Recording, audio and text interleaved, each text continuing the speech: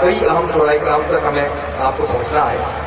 آئیے میں اس وقت یہ چاہتا ہوں کہ مشاعرے کی حلقہ ذرا ختم ہو جائے. صدر محترم تو اقبال ارشد صاحب آگے ان سے گزارش کر رہے ہیں کہ تشریف لے آئیں. اگلا صوفہ خالی ہے. محترم مظاہری صاحب، میں نے ذکر کیا کہ مدارس کا، دینی اداروں کا ادب کی پرورش میں بڑا اہم رول ہے. دارالعلوم ہو یا مظاہر علوم ہو، اس کی جو ادبی خدمات ہے ان کا بڑا احترام کیا گیا ہے. آئیے حضرات، اپنے مرتبہ پھر سکون کا ماحول ہے ہمارے ٹائس پر. مہمانان بہت سے تشریف لے چکے ہیں. ڈاکٹر ایس فاروق صاحب کے ہم شکر گزار ہیں. دوستو، نہ ٹوٹنے کی جسارت پہ ٹوٹ جاتے ہیں، کچھ آئینے تو حفاظت پہ ٹوٹ جاتے ہیں. کسی غریب کو انصاف بھی نہیں ملتا، گواہ جا کے عدالت پہ ٹوٹ جاتے ہیں. اور ہوائیں ہم کو ذرا بھی ہلا نہیں سکتی، ہماریوں کی مرفت میں ٹوٹ جاتے ہیں. تو یہاں شکیل جمالی بڑے بڑوں کے اصول بس ایک شراب کی دعوت میں ٹوٹ جاتے ہیں. یہ شعر شکیل جمالی کے ہیں. جس طرح میں نے مقطع پڑھا، میں چاہتا ہوں کہ اس موقع پر ہم شکیل جمالی صاحب سے ان کی شاعری سنیں. وہ شاعری کہ جس نے اپنے انداز سے، اپنے لہجے سے بشیر بدر جیسے بڑے شاعر کو متاثر کیا ہے، ہندوستان کے تمام اکابرین کو چونکایا ہے اور سامعین کو متاثر کیا ہے. ٹی وی چینلوں کے حوالے سے آپ تک ان کا پیغام پہنچا ہے.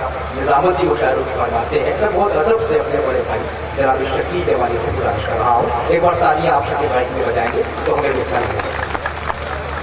بہت شکریہ. بہت محبتوں سے آپ مشاعرہ سن رہے ہیں. کچھ اشعار ان کی یہیں سے شروع کرتا ہوں جہاں سے مجھے شاداب نے میرا تعارف میں پیچھے پڑے کہ نہ ٹوٹنے کی جسارت میں ٹوٹ جاتے ہیں، نہ ٹوٹنے کی جسارت میں ٹوٹ جاتے ہیں، کچھ آئینے تو حفاظت میں ٹوٹ جاتے ہیں. نہ ٹوٹنے کی جسارت میں ٹوٹ جاتے ہیں، کچھ آئینے تو حفاظت میں، نہ ٹوٹنے کی جسارت میں ٹوٹ جاتے ہیں، کچھ آئینے تو حفاظت میں ٹوٹ جاتے ہیں. کسی غریب کو انصاف بھی نہیں ملتا، گواہ جا کے عدالت میں ٹوٹ جاتے ہیں. کسی غریب کو انصاف بھی نہیں ملتا، گواہ جا کے عدالت میں ٹوٹ جاتے ہیں. ہوائیں ہم کو ذرا بھی ہلا نہیں سکتے، ہمادیوں کی مرفت میں ٹوٹ جاتے ہیں. ہوائیں ہم کو ذرا بھی ہلا نہیں سکتی، ہمادیوں کی مرفت میں ٹوٹ جاتے ہیں. یہاں شکیل جمالی بڑے بڑوں کے اصول بس ایک شراب کی دعوت میں ٹوٹ جاتے ہیں. یہاں شکیل جمالی بڑے بڑوں کے اصول بس ایک شراب کی دعوت میں ٹوٹ جاتے ہیں. اور وہ شعر آپ کی خدمت میں پڑھتا ہوں. غزل کا مطلب کہ سفر سے لوٹ جانا چاہتا ہے، سنیں سفر سے لوٹ جانا چاہتا ہے، پرندہ آشیانہ چاہتا ہے. سفر سے لوٹ جانا چاہتا ہے، پرندہ آشیانہ چاہتا ہے. کوئی اسکول کی گھنٹی بجا دے، یہ بچہ مسکرانا چاہتا ہے. سفر سے لوٹ جانا چاہتا ہے، سفر سے لوٹ جانا چاہتا ہے، پرندہ آشیانہ چاہتا ہے. کوئی اسکول کی گھنٹی بجا دے، یہ بچہ مسکرانا چاہتا ہے. یہ بچہ مسکرانا چاہتا ہے. یہاں سانسوں کے لالے پڑ رہے ہیں، وہ پاگل زہر کھانا چاہتا ہے. لالے پڑ رہے ہیں، جہاں سانسوں کے لالے پڑ رہے ہیں، وہ پاگل زہر کھانا چاہتا ہے. اور یہ شعر جو پڑھنا چاہتا ہوں سہارنپور کے ذہین سامعین کے درمیان، وہ پاگل زہر کھانا چاہتا ہے. ہمارا حق دبا رکھتا ہے جس نے، ہمارا حق دبا رکھتا ہے جس نے، سنا ہے حج کو جانا چاہتا ہے.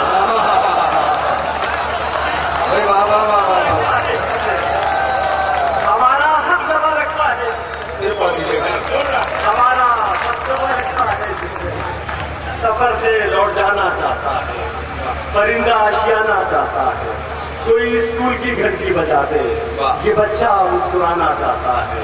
جہاں سانسوں کے لالے پڑ رہے ہیں، وہ پاگل زہر کھانا چاہتا ہے، وہ پاگل زہر کھانا چاہتا ہے. ہمارا حق دبا رکھا ہے جس نے، سنا ہے حج کو جانا چاہتا ہے. اور ایک شعر اس سلسلے میں ہے کہ سنا ہے حج کو جانا چاہتا ہے. اسے رشتے تھما دیتی ہے دنیا، اسے رشتے تھما دیتی ہے دنیا، جو دو پیسے کمانا چاہتا ہے. اسے رشتے تھما دیتی ہے دنیا، جو دو پیسے کمانا چاہتا ہے. اسے رشتے تھما دیتی ہے دنیا، جو دو پیسے کمانا چاہتا ہے. غزل کے دو تین شعر آپ کی خدمت میں کرتا ہوں. مطلب ملاحظہ فرمائیے کہ سب کے ہوتے ہوئے لگتا ہے کہ گھر خالی ہے. انسانی رشتوں کے زوال کی ایک داستان دو حصوں میں آپ کی خدمت میں پیش کر رہا ہوں. سب کے ہوتے ہوئے لگتا ہے کہ گھر خالی ہے. سب کے ہوتے ہوئے لگتا ہے کہ گھر خالی ہے. یہ تکلف ہے کہ جذبات کی پامالی ہے. سب کے ہوتے ہوئے لگتا ہے کہ گھر خالی ہے. یہ تکلف ہے کہ جذبات کی پامالی ہے. یہ شعر آپ کو سنانا چاہتا ہوں کہ یہ تکلف ہے کہ جذبات کی پامالی ہے.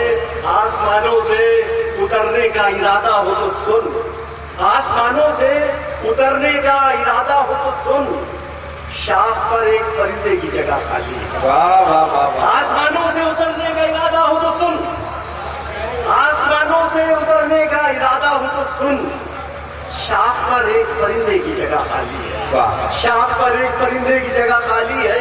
اور وہ شعر آپ کو سنانا چاہتا ہوں جس میں عورت کی زندگی کی دو پہلو آپ کی خدمت میں پیش کر رہا ہوں. ایک شوخی کا اور ایک بیزاری کا.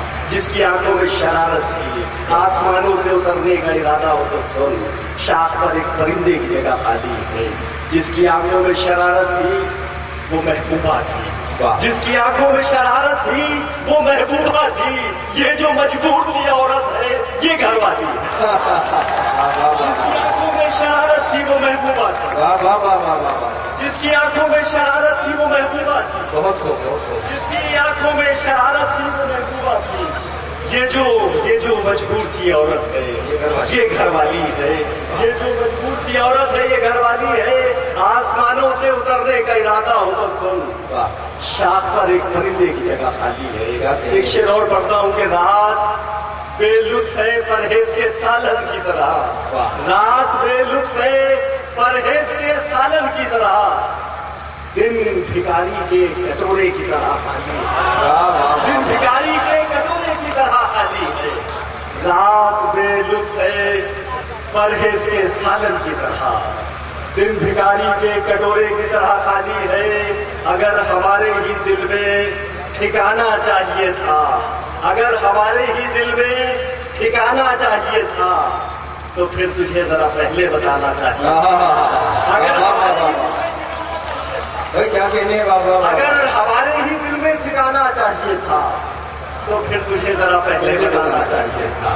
تو پھر تجھے ذرا پہلے بتانا چاہیے تھا. یہ شعر بھی سن لیجیے سہارنپور والوں کہ تو پھر تجھے ذرا پہلے بتانا چاہیے تھا. چلو ہمیں صحیح ساری برائیوں کا سبب تو پھر تجھے ذرا پہلے بتانا چاہیے تھا. چلو ہمیں صحیح ساری برائیوں کا سبب مگر تجھے بھی ذرا سا نبھانا چاہیے تھا. چلو ہمیں صحیح کیا کہنے ہیں. چلو ہمیں صحیح ساری برائیوں کا سبب مگر تجھے بھی ذرا سا نبھانا چاہیے تھا. آپ تمام لوگوں کے حوالے سے ایک شعر پڑھنا چاہتا ہوں. آپ تمام اقلیتوں کے حوالے سے ایک شعر پڑھنا چاہتا ہوں. چلو ہمیں صحیح ساری برائیوں کا سبب مگر تجھے بھی ذرا سا نبھانا چاہیے تھا. اگر نصیب میں تاریکیاں ہی لکھی تھی. اگر نصیب میں تاریکیاں ہی لکھی تھی تو پھر چراغ ہوا میں جلانا چاہتا. کیا کہنے ہیں. واہ واہ واہ واہ. اسے رشتے تھما دیتی ہے دنیا جو دو پیسے کما